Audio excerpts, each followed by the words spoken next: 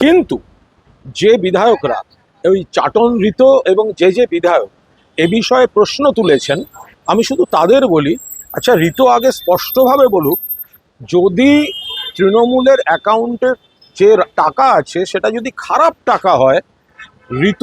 এবং তার যারা স্বাক্ষরকারী বা তার যারা সঙ্গী তারা বলুন, নির্বাচনের আগে দলের অ্যাকাউন্ট থেকে আপনার অ্যাকাউন্টে টাকা গেছে কি যায়নি। দুই, দলের অ্যাকাউন্ট থেকে নির্বাচনী কাজে যদি চাটন ঋতর অ্যাকাউন্টে বা এই প্রতিবাদী এখন যারা সই করছে তাদের অ্যাকাউন্টে টাকা গিয়ে থাকে, তাহলে সেই টাকার অ্যামাউন্ট কত। তিন, যদি তৃণমূলের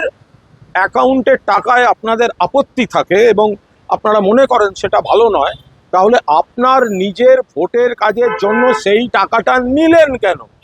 চার, যদি আপনারা মনে করেন যে ওই অ্যাকাউন্টের টাকাটা খারাপ, তাহলে সই করার আগে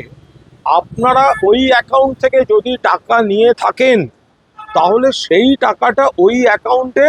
ফেরত না দিয়ে আপনারা বিপ্লব করতে গেলেন কেন। পরিষ্কার কথা, চাটন